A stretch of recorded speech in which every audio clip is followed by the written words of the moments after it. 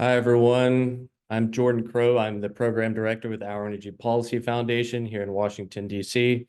We've got an excellent panel put together for today, of course, focusing on our year-long series on critical minerals and the overall direction as the Terranaut monologues. With that being said, the focus will be on recycling and innovation today to round out our series. With that being said, I'd of course like to thank the Earthshot Foundation for all of their support this year. It's been an incredible series and certainly wouldn't be possible without them. So many thanks to the Earthshot Foundation. And with that said, I'm going to jump right into it here with Peter Stahley. He will be moderating the discussion today. I'm sure many of you all on the call today are familiar with his work, but a little bit of his background was on the U.S. Senate, Department of the Interior, and the private sector. And he was certainly a key aide for Chairman Manchin at the Senate Committee on Energy and Natural Resources.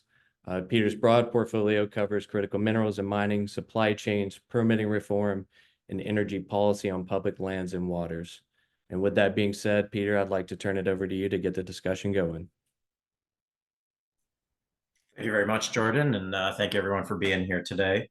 And again, appreciate Our Energy Policy Earthshot for putting this series together. So I'd like to introduce our panelists. I'll go off the order on my screen here. Hopefully that matches for the rest of you when you do these remote. So first off, Riyaz Dattu with ArentFox Schiff. More than 35 years of practice in international trade, investment law, trade disputes, WTO, sort of all of the cross-border issues I think we'll be talking about when we talk about barriers to recycling and innovation. So Riyaz, thank you for joining us. Meg Slattery, staff scientist at the policy and legislation team with Eartjustice, where she specializes in energy, transportation, and critical minerals. Meg's done extensive work on the battery supply chain, a variety of peer-reviewed journals, and reports out of, I think all the institutions we're all familiar with, the World Bank, IEA, New Energy Nexus, and then in addition, has done extensive work actually in the state of California, including a variety of a group that put together policy recommendations at the state level, which I think we'll explore a little bit later. And then last but not least, Adele Rouleau, apologies if I mispronounced the last name. She's at SFA Oxford with a varied and deep background in engineering and law, where she's done a variety of work on this, new and emerging topic, including, critical minerals, and then also the ESG related impacts.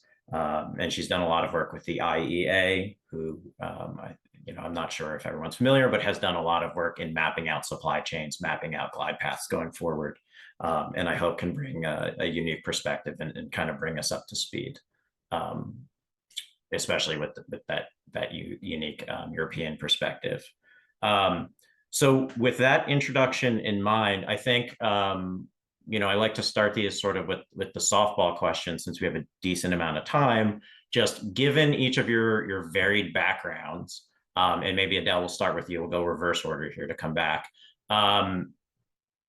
What has your work focused on? And then maybe as part of that, what do you see as the state of play when we're talking about, innovation in this space, recycling in this space?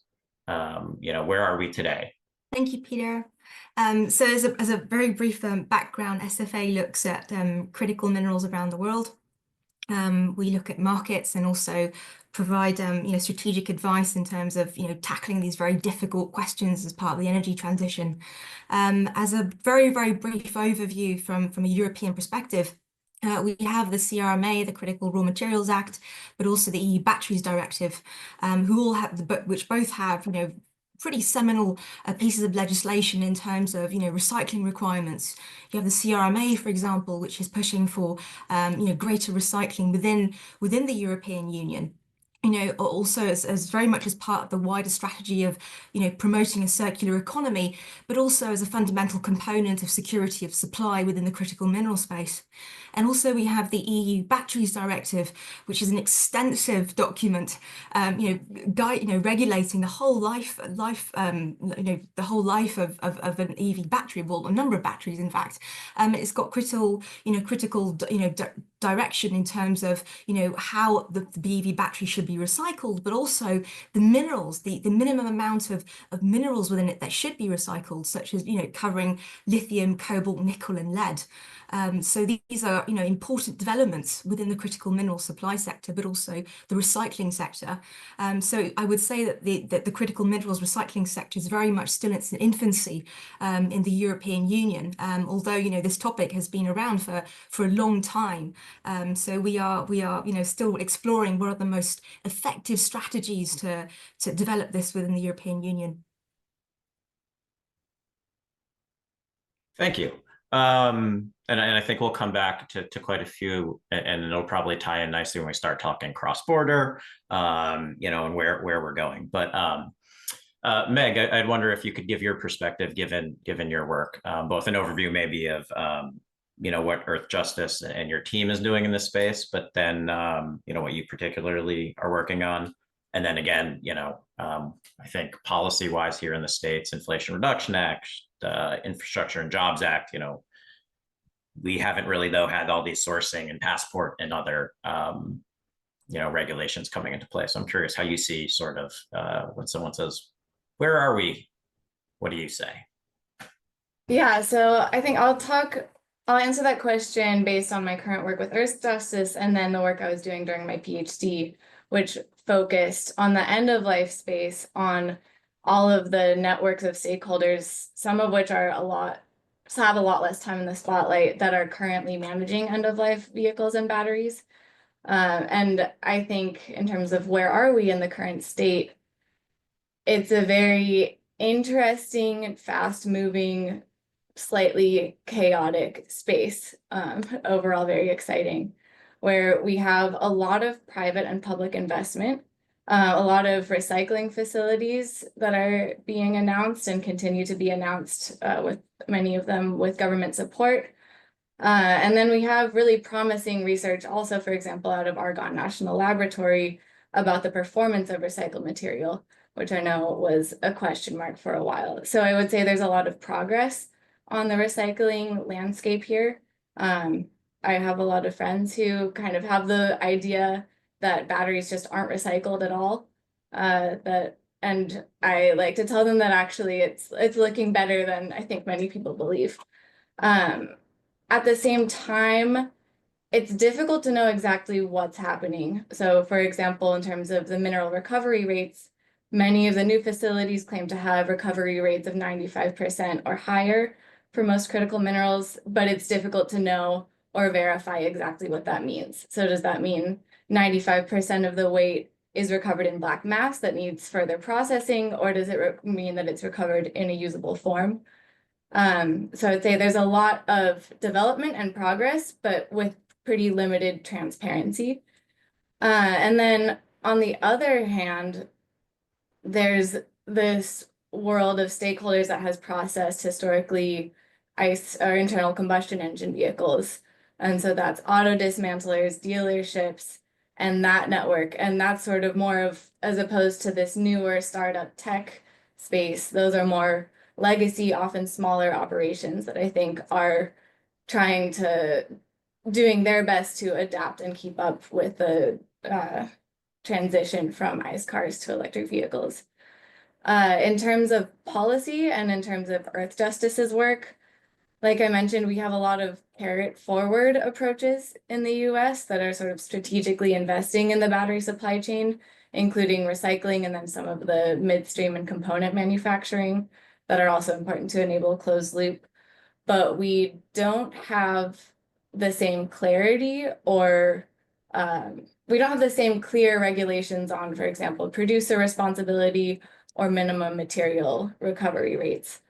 And so I would say the policy landscape is supporting the development of the industry, but still in a fairly market-driven approach that sort of leaves it up to whether it's profitable to collect to collect, process, and recover all of the critical minerals.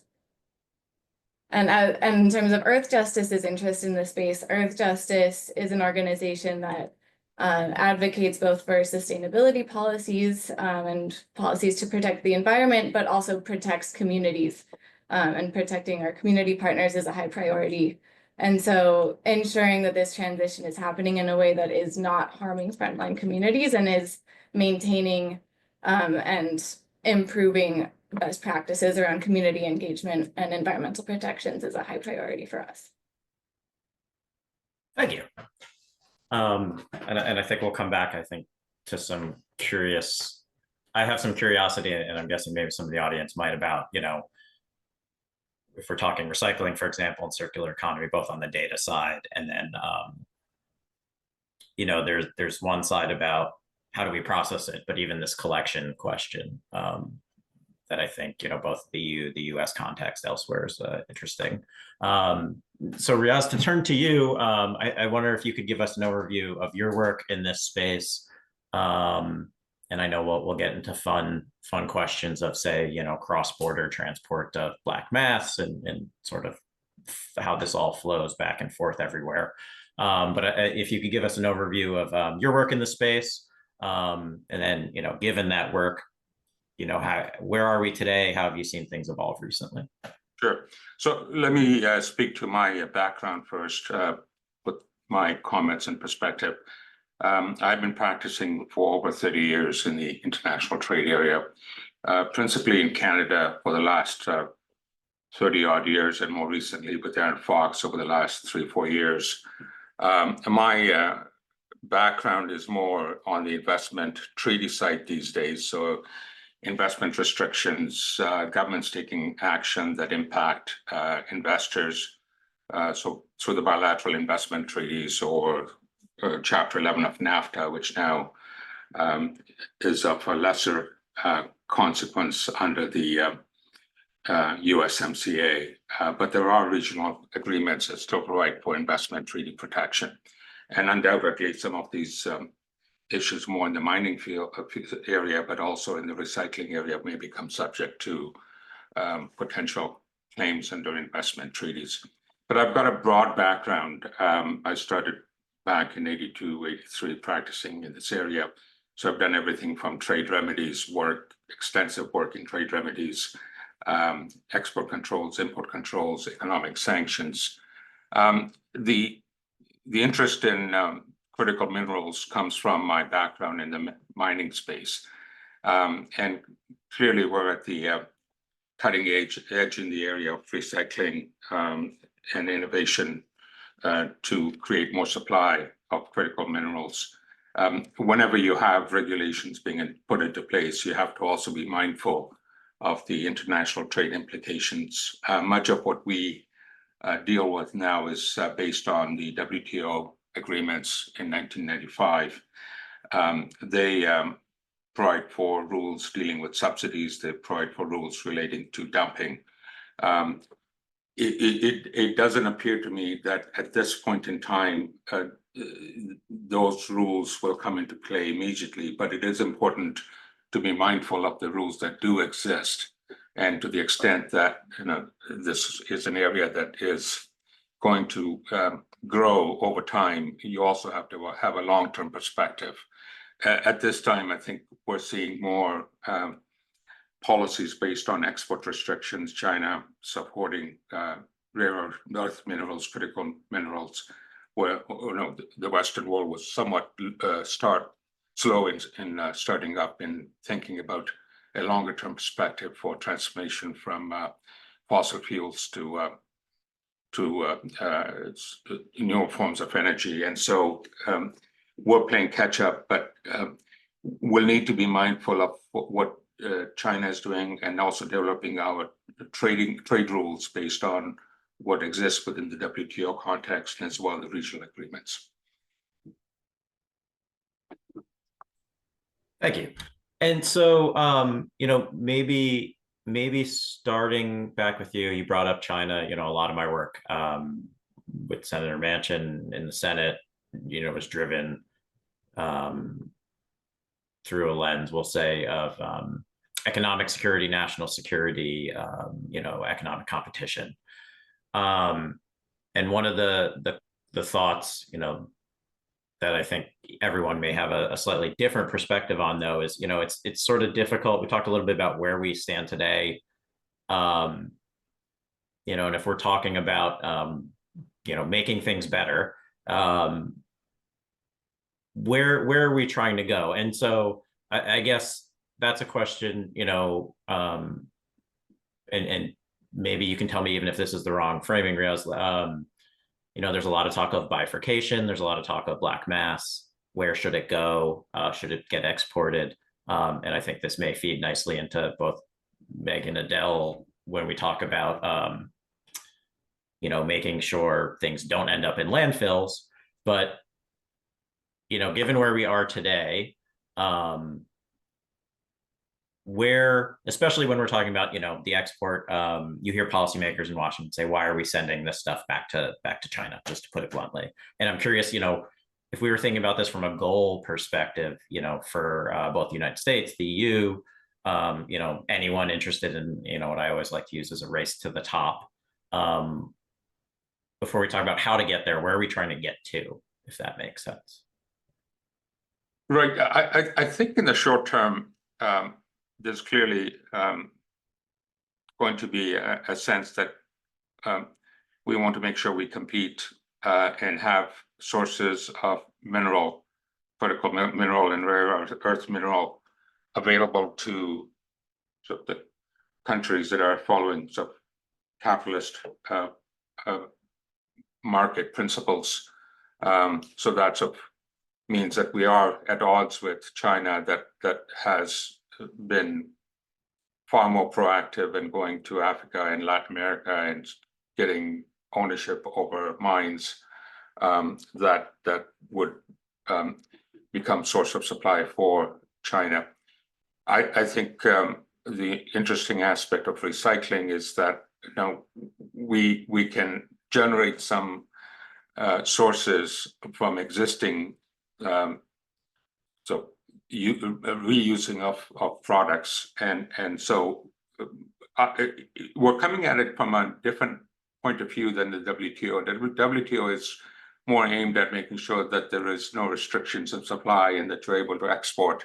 This is, at this point in time at least, an inward-looking approach, and what we need to do is make sure that when we're designing policies or coming up with policies and putting in regulations, that we're mindful of the existing rules that exist, and maybe there's a necessity to develop new rules that provide the critical ability to develop these sources of supply that are going to be increasingly in demand. We don't see, I don't think anybody on this panel will say that there's going to be a near-term sort of goal as to what we want to achieve in terms of availability of supply. This is going to be a long-term strategy and approach, and we need to be aware that up to at this point in time, I don't think there are any trade rules that impede our ability to do what we're doing. But nevertheless, as we start developing sort of our own supply chains and our own sort of regional markets, we should be taking into account what the rules do exist, and if necessary, expand and develop those rules so that we're setting the rules rather than having somebody set those rules for us. Thank you. So following that up, I guess, Meg, I'm curious, we talk again about where we're trying to go, and I know doing, a lot of the circular economy work you guys have done, we need to have a fully circular economy at the scale we're talking about with, say, EV uptake. We need a lot more of the raw material in the first place. Where is your, when you guys are doing work in this space, where are we trying to get to, whether that's, literally, you talked a lot about data transparency and, recyclability rates, recognizing there's some trade-off and there's a glide path, but maybe even helping us understand as where are we trying to get to, and maybe as part of that, like, what's our glide path to the circular economy model? Yeah, so when we think about the circular economy model, I think we one of our priorities is making sure the other elements of the circular economy model are part of the conversation when even if the conversation is new mineral demand or recycling. So the first principle of the waste hierarchy is reduce, which I think is often absent from critical mineral demand discussions. But reducing our overall level of new mined material from a strategic perspective also gives us more control of where we're sourcing those minerals from. So reduce could mean technological advancements to improve battery energy density. It could mean more efficient vehicles that can travel farther with a smaller battery, or even have, for certain applications, maybe have a more limited range. And then also efficient mobility, and of course, meeting new demand with recycling once that's possible. And then reuse also, we would like to see an increased focus on being a lever to improve our control over how much we're demanding. So reuse could hold several meanings. That could be reusing for taking batteries, as an example, reusing it in the same product in another EV, or for repurposing as stationary storage. And both of those, we see benefits not only in terms of potentially limiting overall demand, but also in terms of improving the affordability of EVs and stationary storage, which are currently, and making those products accessible to more people. And then finally, for recycling, the circular economy principles would dictate that we're practicing closed loop recycling to the extent that's possible, and the materials are recovered in a form where they can be reused for the same product, compared to open loop where they may still be recovered. But for example, historically, lithium has been recovered as slag and used in cement production, which is certainly better than landfilling, but it's not the highest and best use of that material. Perfect. And so Adele, left you for last in this one because I think one of the interesting things that, as far as I know, in some of the EU, both law, regulation, it actually does spell out some goals across a variety, of down to minerals and where they come from. So I'm curious your take on the same question about, where are we trying to get to, in the context that conveniently you have some numbers you can point to as far as being adopted. And then, maybe what are some of these glide path issues and challenges on how we get there when we define, whatever we really mean by circular economy here.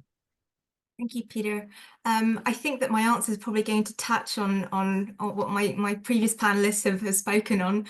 I think there is going to be, when it comes to the circular economy and recycling targets within the European Union, I mean, it's a crossover very much between obviously promoting the circular economy, being a lot more smart and efficient about how we use all these critical minerals, and all the extent of mining that is going to be required for the energy transition. There's no denial when you look at all the demand for lithium, cobalt, nickel, rare earths. It's on a positive correlation. And it's extensively steep demand. So it's not only the quantity, but the rate at which we're going to be mining and trying to deploy all these new renewable technologies around the world.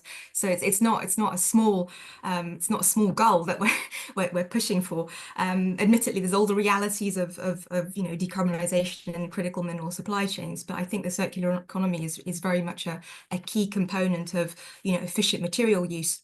My next point, though, is I think it's very clear that as much as important as it is to promote recycling, it's not going to replace mining. I think it's going to be an important role, and I think sometimes when you speak to policymakers, there can be, or certain individuals, there can be an inclination to think, recycling, we can just give up mining. I mean, recycling is the future, and actually, it's not quite there yet. Admittedly, it's important to look at all the different minerals when you're looking at recycling, and looking at the individual strands and the different metals. And I think that's another very a key factor when trying to make an assessment of recycling. But really, it's important from material efficiency and even from an ESG perspective, for example, which also covers the circular economy. I remember recently looking at a map of all the lithium exploration going on in the Atacama Desert, and it was phenomenal. And I just thought, crikey, there's all these projects going to come online, which is obviously important for the demand of batteries they're going to need around the world. But the pressure it's going to put on groundwater systems and the environment is something that we also can't ignore. So I think it's important to acknowledge that, yes, we're going to need more mining, but we also need to be efficient in how the pressure that might have in concentrated areas where there's going to be a lot of mining. How can we alleviate that pressure from an ESG perspective? And we need to recognize that recycling is going to be important. It's not something that we can just kick down the road and say, oh, we don't have enough EV batteries yet, or we do need to be smart in how we efficiently use this material. And the next point I would also like to add, in terms of the CRMA, for example, is that recycling is also a key component of security of supply. So obviously the CRMA, they make a very clear, it's a non-binding target of 25% of critical raw materials used in the European Union should be recycled.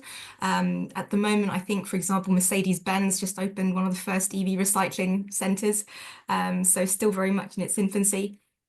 So clearly something which is important from a security of supply perspective, and I think recycling is a strand in the kind of arsenal of when it comes to diversification of supply chains. You don't want this extensive reliance on one country, and I think the European Union is definitely looking at different methods to promote that, and I think that answers your question. Yeah, thank you. And it brought up two thoughts. I mean, one, right from the U.S. perspective, when you think about incentives set up here, Inflation Reduction Act, I think something not always appreciated. I liked your both, what I call the both and framing of the mining and recycling. And, when we put together, for example, some of the production tax credits, an interesting thing, it's actually agnostic to whether, when you're talking about critical minerals, whether it's mined or recycled. It simply has to be transformed back into that usable thing, which is, I think we can debate like where the policy level levers should have gone or should go, or if they're in the right spot, but an interesting and important thing to keep in mind. And it makes me wonder, maybe Riyaz, coming back to you, but then for the whole panel, one of the struggles I think in this space, I can speak for myself, is if we say the word critical minerals, we're talking of a list depending on how you count in the United States and whether you count individual rare earths or the whole group, 50-ish minerals. There's a variety of other lists. Here you have Defense Logistics Agency and the National Defense one. You got critical materials, which starts adding in things, very maybe more what I would say the public perhaps thinks of when they think critical minerals, more energy transition focused. But one of the difficulties, when we look at this from a policy perspective, and I'm curious, is each mineral is different. More of my background on the mining and say into the midstream side of things. Each metal is different from say a trade perspective, but also a technological perspective. And so I'm curious, again, Riyaz, we'll start with you in these frameworks, policy frameworks. Is there differentiation from what you're seeing now from a policy perspective between, and even I'll say, even if you go further downstream, right, black mass, which we all maybe even handy to say what that is. I guess I kind of live in this world to assume everyone knows what we're talking about. But black mass has a variety of constituent materials in them that still have to be turned into something useful. And I'm just curious how in these frameworks, what you're seeing in policy, each of you, is it differentiating between both the value and the difficulty of getting a particular item out?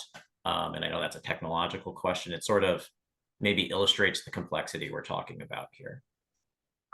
Yeah, so let me approach this from the point of view that I can certainly say for Canada, maybe also the case for the US, that we've been neglectful of the mining industry. Canada has a very strong mining industry, and Canadians have gone out and invested in some very difficult areas, and for almost all purposes, they're left to fend for themselves. And I think we need to rethink how we support miners in the United States, Canada, who are going to be at the forefront in making sure that we have sufficient supply. And I think Adele put it exactly right, that recycling is going to be an add-on to the mining that we need to do. And frankly, it's never been sexy to talk about helping miners. And we need to sort of rethink how we approach the mining industry and how we support recycling as well, which is going to be a critical component. We also need to look at the situation on a country-by-country basis. And when we're talking about government aid and help in recycling, we also need to make sure that the government is there to advance certain policies in the mineral sector.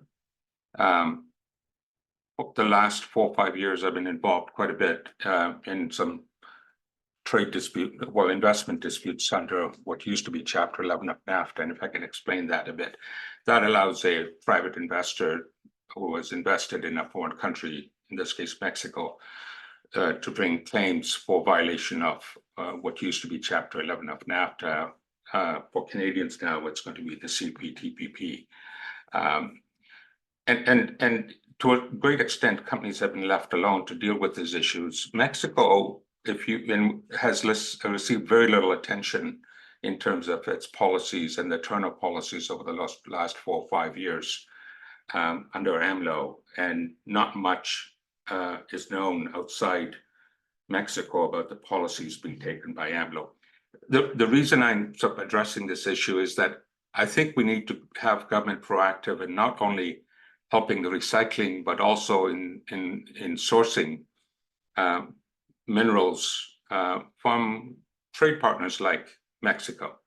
To me, in many ways, Mexico has benefited immensely from NAFTA and the USMCA, and yet over the last 5 or 6 years, they've gone backwards in terms of number of initiatives that were taken by previous governments, whether it's in the energy reform area or mining.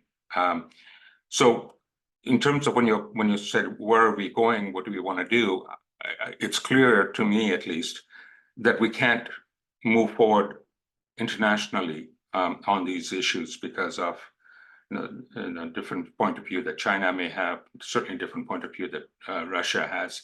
But there should be a uniform set of views that we should have under regional trade agreements, and that's where I think a number of policies that we're discussing should be set. And to me, the USMCA renewal or review done in 2026 would be a good period of time to have discussions with Mexico as to whether or not it is going to be a full and effective partner on issues of rare earth minerals or critical minerals. At this point in time, the AMLO government or the previous government was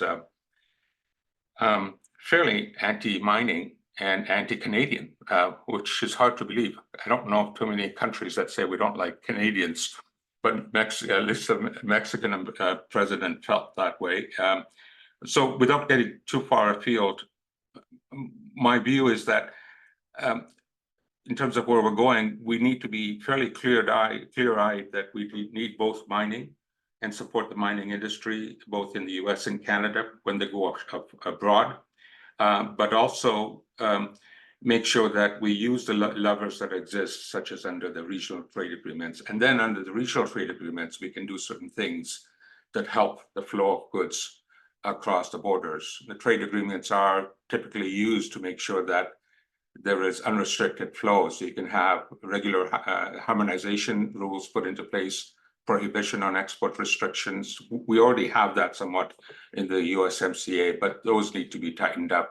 And also recognition that subsidies in this area should not be subject to countervail or other trade action. So I think once we decide, you know how we're going to do this, and to me, it has to be done on a regional basis, and it may be that later we expand that to include European countries, the EU. But if we do it in a harmonized way within a set of countries that are bound by trade rules that we all agree to, then we can advance both the investment in mining and the ability to get minerals out of the ground and recycling. Just one more thing, recycling, as has been said, is we're in the nascent area in terms of getting more out of what we've already mined effectively. So that's what recycling is. But Canadian and US companies are very technologically advanced as well in the area of mining. And without getting away too much details, some Canadian and US mining companies can go into the ground much deeper to extract minerals, whereas the state-owned companies do not have that capability. So this again goes to the idea that there ought to be an ability to go in and do the investment and reap the benefits of the investment, not only for the mining company, but all the stakeholders. But it has to be done on the basis of policies that we can achieve within the context of the trade rules. Thank you. And so Meg, so I guess, and maybe I will paraphrase that as, right, within our trade frameworks, levelizing, level playing field, so to speak, in our regional blocks. And then when we zoom in, back to this question of different sectors, different minerals, different technology, I'm curious, should we be lumping all of this together as just recycling of critical minerals? Or even, is it unfair? We talk about EVs a lot because of the demand pull, but what's your take on sort of what we should even be focusing on, or are we focusing on the right pieces here? Yeah, well, to respond to the question about whether specific minerals should be treated differently, I'd say on a practical level, I know in the EU, and this has been discussed here, there are different tiered recovery rates that are required for different minerals, and they start at a lower percentage for lithium, recognizing that that is less profitable to recover and is currently recovered at a much lower rate than cobalt or nickel. I do think that there's been so much focus on critical minerals, and particularly in spaces that maybe have not been talking about mining as much over the past decades, like in climate, for example, that I think it's important to keep them in context that we also mine many of the other products that we use and rely on in our economy, and mining for materials is not a new or inherently worse concept than other industrial activity. I think maybe I would say, from our perspective, it's more important to differentiate between the resource and the area and the community where it's sourced from itself. I think, for example, not all sources of nickel are created equal. Some require a higher degree of smelting or more habitat destruction. So that should be considered differently. And then I would also say, kind of circling back to clarify on the topic of we can't meet all the demand with recycling and we do need new mines. Of course, that is true. We won't be able to meet all or even most new demand with recycled materials over the next 10 to 20 years because we're talking about new technologies that we're still building and growing. But when I talk about that and reuse and reduction as levers to increase control, I mean, having the goal of reducing demand to a level where we can say no to specific sites. For example, we have the ability to say no to a mine that is proposed in an area that is sacred to tribes in that region or in specific areas of environmental protection. So Can I I don't, ask yeah, you I'm one- not sure if that answered your question. Yeah, and maybe one quick follow-up there, just given I know, and Adele will come to you in 1 second along the same lines, but given just Earthjustice also does a lot of work in this mining space. And, one question, given the new focus on a lot of these other critical minerals that quite frankly are produced often as byproducts, they're not typically why you're doing a mine in the first place, and there's maybe sitting in a tailings pile at the mine site or at the processing facility in a waste pile.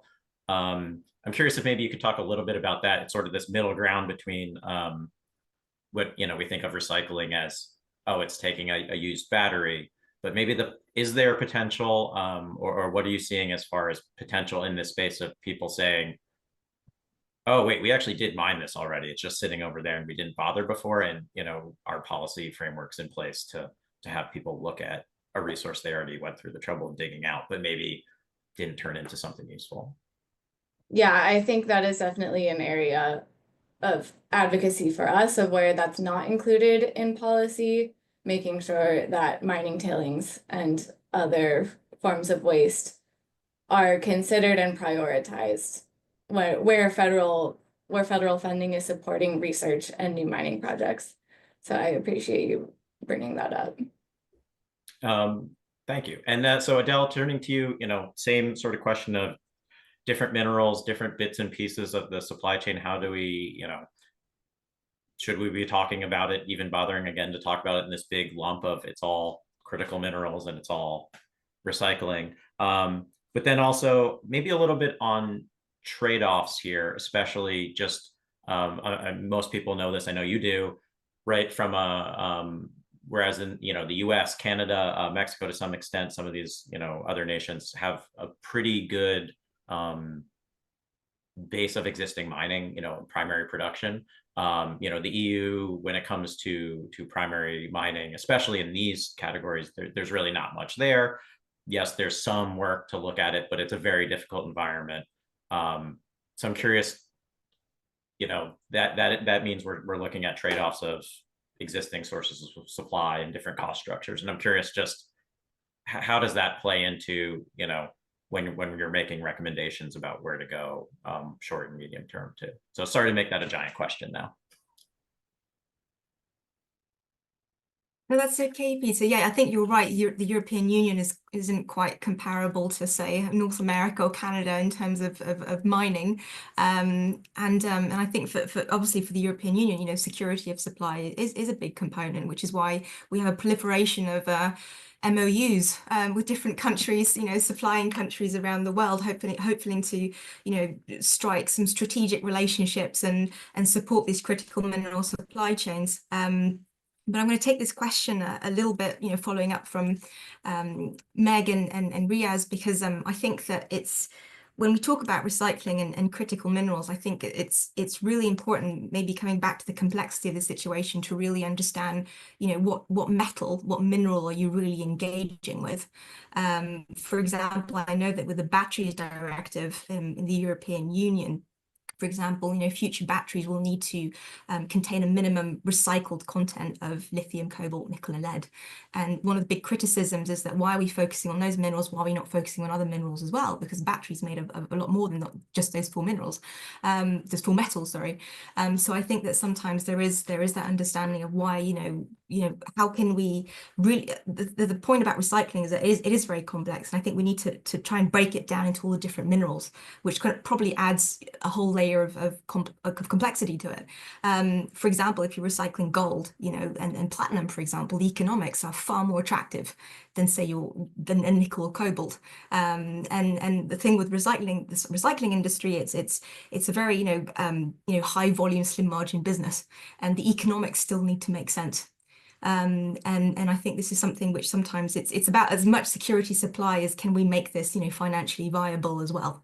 And where governments can support, if they do want to encourage, a recycling industry, can you, source adequate material, sufficient material, but also, can you make this financially work? And obviously that's going to be the next challenge, really, because I know one of the issues, perhaps my panelists could step in and say perhaps that sometimes recycling is that we talk about, we're recycling a material, but what are we actually recycling? Are we just dismantling it into different components and then shipping different aspects, different materials to other parts of the world? Are we fully recycling and extracting all the different metals? And I think this is getting more into the technical nitty-gritty of it, obviously. But I know that sometimes, for example, in the gold conversation, we often have this complexity of, are we recycling, for example, gold from tailings? Has it already been mined out of the ground, or is it recycled gold that we've taken from pawn shops? Where exactly does that gold come from? Can we really classify that as recycled? So it touches on that aspect of trade-offs, and which is why I think that when we talk about recycling, we really need to understand the whole metal, the mine to metal supply chain. We need to understand, where are the bottlenecks? Where is it being sourced? Where is it going? I mean, these are not easy to answer. I'm not going to pretend. I mean, it's easy to ask the question. It's probably a lot tougher to say, here are the answers. But I think that it's important when we talk about recycling, to dig a little bit deeper, and understand, what are we actually dealing with? What's the whole process? Which is where obviously, life cycle assessments can become quite key. I thought it's a bit of a scattergun approach. Sorry. Yeah, I think appropriate given the complexity of the issue. Yeah, and the I think we're going to switch over to Q&A in a second here. Important, copper, fairly high recycling rates, partly a technological, partly a market. Platinum, gold, it's some of these other things where the the value is not there. And I think we would all say hopefully not there yet. Yeah, and I think you put your finger on it. I think we have to keep on doing it until we get better, and the yield from the recycling increases. Like anything else, the more of it you do, the more research and innovative techniques are brought to bear.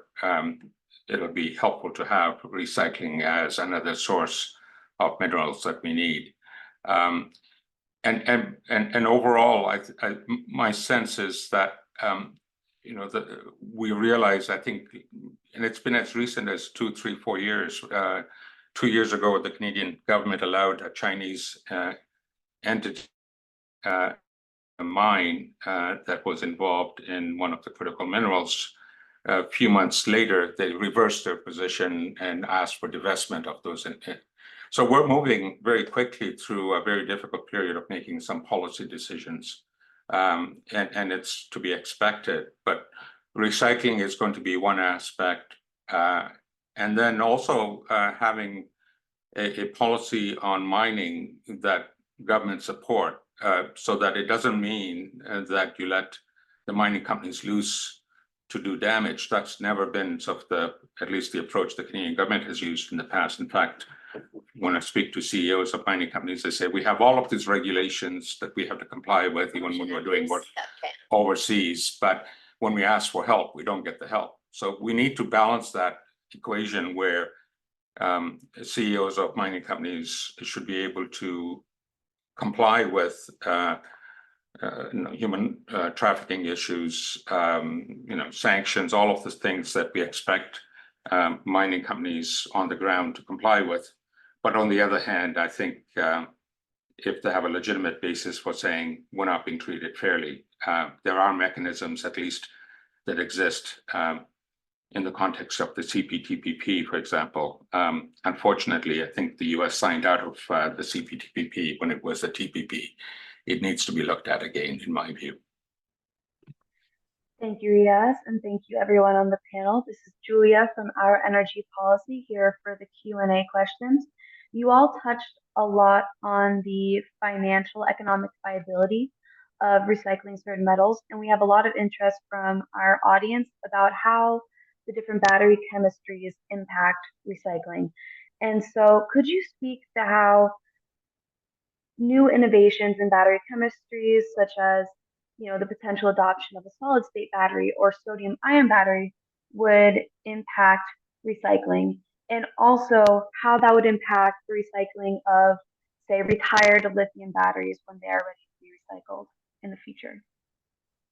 I can take a crack at that first. I think that is a huge open question that I have not heard an answer to, of like, that will not be a problem because of XYZ. I think I can unpack it more and say it's a really interesting challenge and trade-off, because as you move towards chemistries that have lower value materials, for example, lithium iron phosphate or sodium ion, you're also often moving towards materials that have a lower environmental footprint and are less energy intensive to mine and refine. However, that then is lowering their economic value for recycling. And so that is sort of a trade-off and a challenge that's difficult to resolve.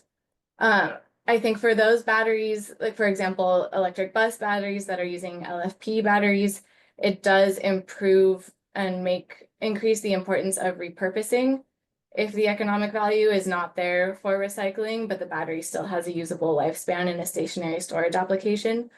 And then I think that's also one of the reasons why we would argue that some type of policy that's assigning responsibility for collecting and recycling those batteries is necessary. In the event that certain chemistries are not profitable, we don't want them to just end up stranded or put in a landfill or possibly exported to a country that will not have the infrastructure to process them safely.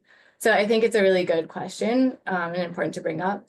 And then the last thing I'll say is that I think I'm kind of hesitant to ever make predictions about what will happen in terms of battery technology or believe any projection about what will happen, because you'll have a report saying sodium ion batteries will never be put in cars, and then I'll see the next week that they have put a sodium ion battery car on the road in China.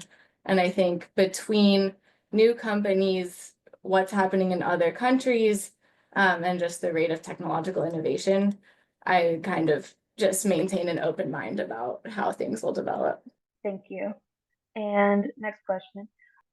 What do you think of investing to build robust trade infrastructure in Mexico to support battery mineral circularity, to friendshore it, given that the country is both the largest importer of secondhand vehicles and the greatest exporter of new vehicles in the USMCA region? I can take an initial stab at that, judge on the capacity of Mexico to achieve what the questioner is asking. But certainly from a point of view of the concept that I was speaking to, which is to have regional agreements where we're all abiding by the same rules and working with the same rules. That makes a great deal of sense. The tension, I think, in the last little while has been that Mexico hasn't quite played by some of the rules. We see that in the context of automotive trade, where Mexico is, in the US's view, not abiding by the rules of origin requirements, and that Mexican companies are being acquired by Chinese companies, and now that's a back door to get products into the US. So yes, I think it is doable, but it also requires some compliance and methods of making sure that Mexico lives up to certain of its trade obligations. We've gone through a period of time when Mexico, through the administration of AMLO, got away with quite a bit, and there are a number of reasons for that we can't get into right now, but it has been able to take action against the energy industry, the mining industry, which in most respects would have been surprising, but the other agendas that the US has with Mexico may have prevailed. And so my answer is yes, and in theory and in practice, that should be doable, but we need to make sure that there are mechanisms to make sure that there's full compliance by Mexico by the trade rules. Thank you, Riyaz. And now for our last question. We have a participant who is interested to learn a little bit more about some of the logistics about what it looks like when an electric vehicle reaches its end of life and how it gets to a recycling facility.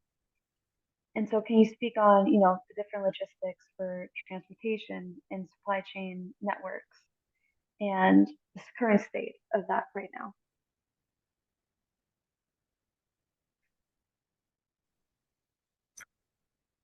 So if that participant wants to follow up on me, I could talk about that for an entire hour. But really quickly, I will say the pathway depends on whether the battery is under warranty or out of warranty. And today, because EVs are sort of in the early stage, most batteries that retire are either coming off the road under warranty or they're coming off the road because they were in an accident. And that affects the pathway that they'll go down and who is handling them. So when batteries are under warranty, it's much more straightforward because then they're still under the OEM's control. They're probably brought back to a dealership, and then the OEM has a network and the infrastructure to collect and process them. If they're out of warranty, they could be sold at auctions and exported or obtained by auto dismantlers and recyclers, or sold on Reddit or sold on Craigslist and repurposed for off-grid storage somewhere. So I think that particular pathway and ensuring that we know what's happening to those batteries and that they are collected and recycled at end of life is a really important area of focus and topic of discussion.